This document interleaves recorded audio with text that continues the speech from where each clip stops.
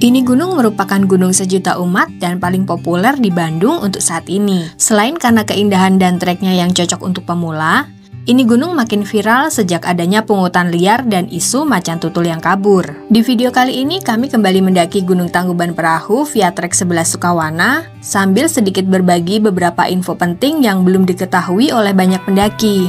Sekitar pukul 8 pagi kami tiba di pos retribusi yang dulu wajib bayar 5.000 dan ternyata saat ini sudah tidak ada. Menurut info yang kami dapat, retribusi tersebut ternyata pungutan liar dan sudah diamankan oleh pihak yang berwajib.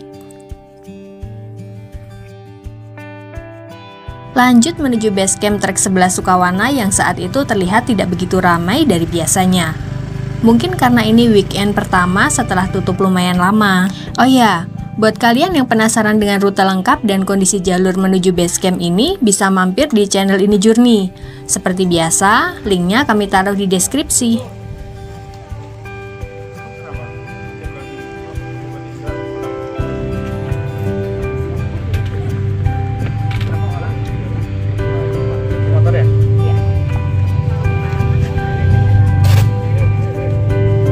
Oke lur, kita mulai jalan ini. Sekarang jam 9 pagi dan ada matahari, cuman sekitarnya awan jadi nggak terlalu panas. Biasanya jam 9 sudah mulai panas. Dan ini tuh kalau di rumah semalam hujan deres, cukup deres nih.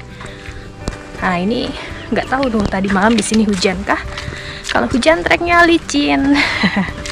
Ini kita mau nyoba lewat nanti jalur baru tuh. Sama ini kan lagi ada isu yang macan lepas. Yes, ya semoga nggak ketemu ya. Lagian kalau macan siang kan biasanya mereka ini ya bobo kayak kucing. Dan ini kita mulai trekking lagi setelah sebulan lebih kayaknya. Sepulang dari Lombok itu kita belum trekking lagi. Sibuk dengan urusan duniawi. Oke. Sekitar tanggal 28 Agustus 2025 lalu, Lembang sempat heboh karena kaburnya seekor macan tutul jantan umur 3 tahun dari Lembang Park Zoo. Tim gabungan langsung bergerak, pakai drone thermal buat melacak jejaknya. Jejak terakhir mengarah ke hutan lindung di kaki Gunung Tangkuban Perahu, habitat alaminya.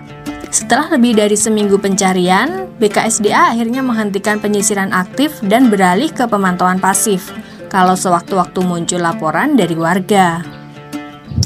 Ini jalannya teduh banget, enak banget. Anginnya udah mulai spoi-spoi dan 20 menit kita sampai di pos 1. Ini 20 menitannya sampai sini ya. Nah, ini di sini ada spot-spot buat duduk nih, melingkar, mengotak sambil menikmati view di sebelah sana. Kebun teh menyejukkan mata. Istirahat sebentar lur tadi di pos 1. Duduk sebentar. Dasi itu kayunya basah. Kita lanjut lagi. Ternyata landai ya, ini masih landai. Di kawasan Gunung Tangkuban Perahu, kamera trap pernah merekam 9 ekor macan yang berbeda di hutan ini. Ya karena tempat ini memang rumah bagi macan tutul Jawa. Dari sini kita belajar, penting banget menjaga koridor hutan tetap tersambung. Kalau habitat terfragmentasi, satwa bisa stres, keluar ke pemukiman, bahkan berkonflik dengan manusia. Nah, ini kita udah mendekati pos 2. Warung Mang Basar. Nih, masih ada warungnya tuh. Yang waktu itu kebakaran ya. Waktu kita kesini tuh kebakaran, masih ada. Dan di sana ada yang mobil off-roadnya parkir di sana. Nih warungnya lumayan komplit tuh. Tapi kita nggak akan istirahat ya. Kita istirahatnya nanti pas pulangnya aja biar lebih santai. Kita lanjut. Nah, ini di sini ada pelang WC darurat ya. Dan itu ternyata di situ WC daruratnya deket 5 meteran ya. Kayaknya ada air di situ. Nanti coba kita lihat. Romantis nih.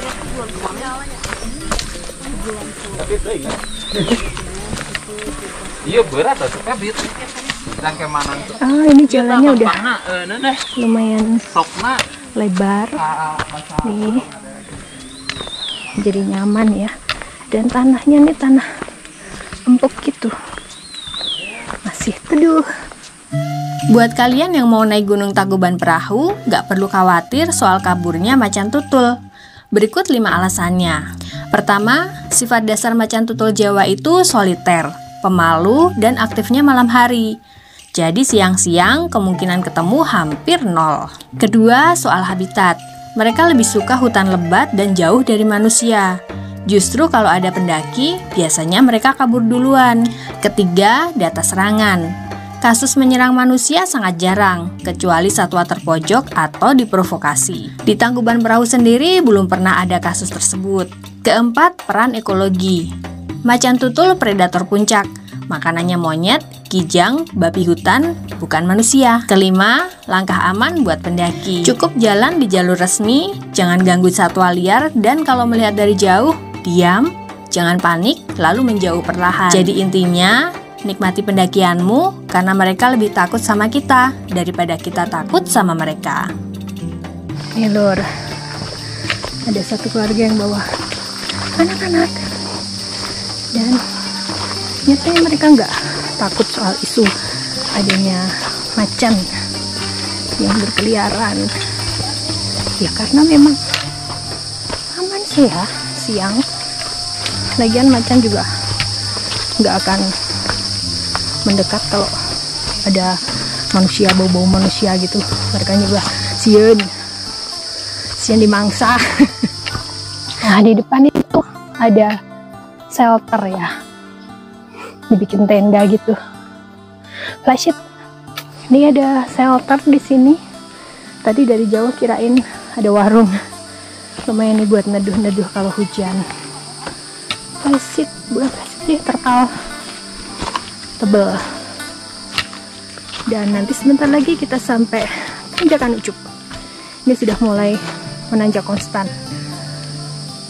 walaupun tanjakannya nggak yang ekstrim gitu, tapi sudah mulai menanjak.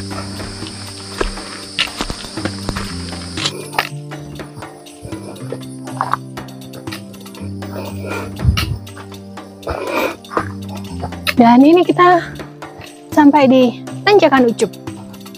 Tuh, tanjakan Ucup. Tanjakan ini dominan akar-akar ya. Nah ini kita tadi sampai di tanjakan Ucup tuh 1,5 jam. Ingat, setelannya Dengkul Retro ya, yang super slow. Kalau yang Dengkulnya racing ya lebih cepat, bagian trail buat boot. Dan ini tanjakan paling terjal. Nah ini ada shelter lagi nih buat istirahat. Itu sih, cuman kalau hujan ya lumayan membantu. Oke, kita lanjut. Tanjakan Ucup ini bisa dibilang merupakan tanjakan paling terjal di sepanjang jalur pendakian ini. Tapi masih relatif aman dan tidak terlalu teknikal. Hanya saat hujan, trek ini bakal lebih licin dan sedikit menyebalkan. Selepas tanjakan Ucup, kita akan bertemu dengan puncak Panyawangan yang saat ini menjadi primadona baru bagi para pendaki. Karena view-nya yang sangat cantik dan menawan. Dan paling penting, tidak perlu bayar lagi seperti Upas Hill. Akhirnya kita sampai di puncak Panyawangan 2050 mdpl, 1 jam 47 menit. Nih view-nya, wow.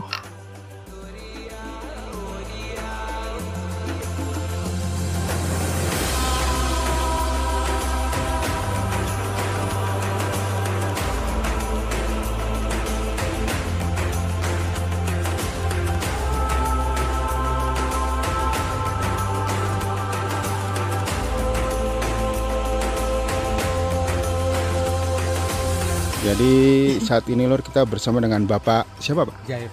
Bapak Jaib. Kalau di TikTok MJ. Kalau nyari MJ jadinya Michael Jackson. Mang Jaib. Mang MJ itu. Mang Jaib. Jadi kira-kira untuk trek 11 itu boleh diceritakan sedikit di bawah pengelolaan apa, karena di sini kan kita tahu Tangkuban Perahu itu ada pengelolaan di bawah DPKSDA, Perhutani, terus ada yang termasuk CA sama TWA itu, boleh dijelasin sedikit tentang trek 11 sama batas-batasnya di mana? Trek 11 itu adalah sebuah bentuk koperasi sebenarnya. Koperasi Trek 11 yang mengelola kawasan Gunung Tangkuban Perahu, area Sukawana. Batasan-batasannya itu dari mulai hutan alam Sukawana sampai ke sini. Sampai sini aja, Puncak Panyawangan. Pokoknya yang berbatasan langsung dengan TWA. Nanti ada di situ patoknya warna biru. Nah, di depan patok biru itu kita semua area kita. Gitu. Perhutani. Maksudnya perhutani. Karena kita berbentuk PKS, perjanjian kerjasama dengan perhutani. Oh. Gitu. Terus untuk perihal pungutan yang diisukan pungutan liar itu boleh ceritain sedikit? Kalau pungutan liar ya ada, yaitu yang di portal itu sebenarnya pungutan liar. Yang di portal yang bawah yang 5.000 itu liar sebenarnya, karena dalam konteks liar tuh tidak ada kerjasama dengan pihak manapun dan uangnya nggak tahu kemana untuk apa sebenarnya. Maaf saya lancang loh ini, karena memang begitu adanya. Sampai akhirnya ditutup karena ya banyak kebijakan dari pemerintah provinsi, dari pemerintah desa bahwa pungli itu harus ditiadakan. Dan sekarang emang tidak ada. Cuman kita coba nanti naikkan tiket di kita di loket Trek 11 buat membantu kontribusi ke mereka. Tapi jangan mahal-mahal. Enggak, paling juga naik 5.000 buat mengganti yang pungli itu agar menjadi sah. Gitu. Oke. Terus untuk batas yang paling ujung kan banyak yang sebenarnya kesini pengennya ke Upasil tuh. Nah itu batasnya di mana? Batasnya terus, di Warung Mang Opik loh itu. Warung Mang Opik, terus paling ujungnya itu ada namanya Tower Angkasa Pura. Kalau di kita itu namanya Puncak Angkasa itu. Nanti kita mau bikin satu deck di situ dengan view-nya, jadi nanti berhadapan langsung dengan patoknya si Puncak Burangrang deck itu. Kedepannya tapi ya sabar. Mantap. Nah ini Lur, kita ada di Puncak Panyawangan. Ini view-nya bagus banget nih. Nikmatin view dari sini enak, dan di sini juga ada areanya. Tapi nggak rata ya, dan di sini nggak boleh ngecamp karena ini area kawah. Dan ini saya kasih lihat titik-titik keluar asapnya. Nih di lubang ini nih. Jadi ini alasannya nggak boleh diriin tenda atau ngecamp di sini karena bahaya. Pas malam tidur, tahu-tahu bablas kita. Nah itu kelihatan jelas banget kan keluar asapnya. Tapi belum kecium bau belerang sih. Istirahat lama tadi di Puncak Panyawangan. Sejaman ya. Ya karena kita ngedrone juga. Tapi emang enak tempatnya, ada view-nya. Nah ini kita belok ke kiri. Yang lama dulu di sana udah ditutup. Nah ini jalur lamanya. Jadi harus ke kiri. Tapi ada petunjuknya kok. Tuh. Nih ada petunjuknya. Nah yang lama ke kanan memang. Yang lama ke sana. Yang ini ke sini. Oke. Udah landai ya. Teduh. Empuk lagi bawahnya.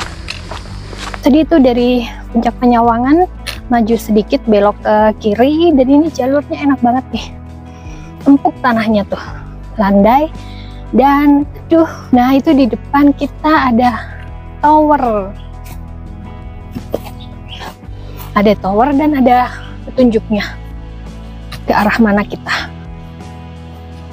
Nih sebelah sini. Nih ada petunjuknya. Kawah Paguyangan Badak Upasil. Puncak Paniisan sini. Tak jauh dari Puncak Panyawangan terdapat Puncak Paniisan dan Kawah Paguyangan Badak yang juga memiliki view sangat cantik. Areanya cukup luas dan lebih datar ketimbang Puncak Panyawangan. Sangat cocok untuk istirahat sambil menikmati pemandangan. Kawah Paguyangan Badak, kawah tertua di Gunung Tangkuban Perahu. Tuh view-nya. Cakep banget.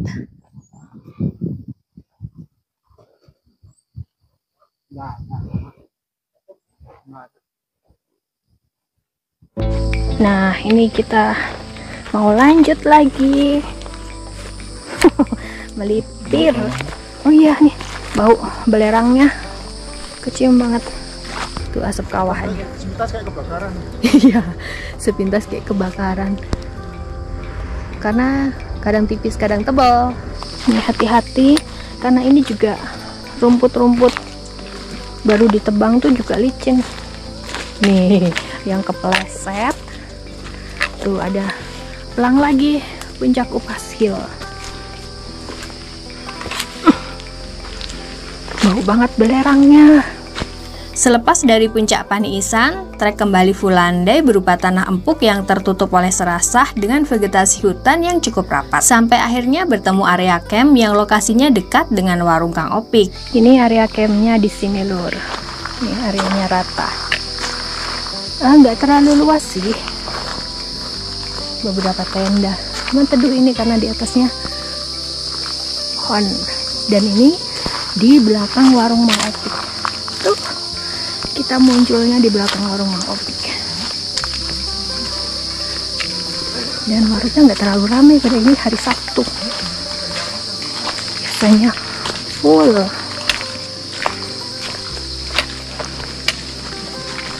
Ini juga bisa nih, area camp nih, lumayan luas juga.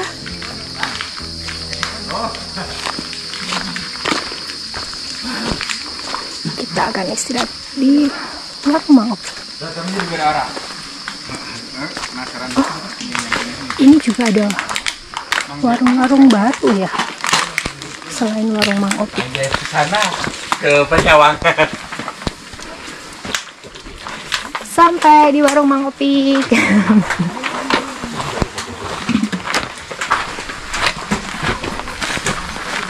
Tuh, ada beberapa warung baru juga di sini.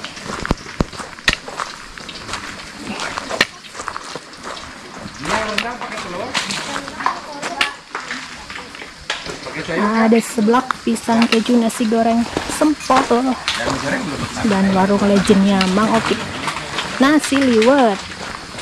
Lengkap, makin lengkap di sini. Dan untuk ke Upas Hill ke situ ya. Atau saya nggak akan ke situ lah. Ngapain? Udah sering dan cuman bayar dari PT GRPP. Kemarin sempat mampir nggak matulnya? Nggak ada ya? Oh, matul macan tutup. Macan tutulnya. Kamu kalau datang ke sini agak bingung juga matulnya, saya nggak bawa duit. Oh, gitu ya. Bingung mau jajan. Teh tadi ketemu macan nggak teh? Enggak, so far belum. Enggak ya? Enggak, ada Enggak, yang aku. ketemu itu yang malak. Yang mana? lebih menakutkan itu kayaknya ya, daripada macan. Aku bilang, Mas, saya boleh nafas dulu nggak gitu? Kayak baru nyampe.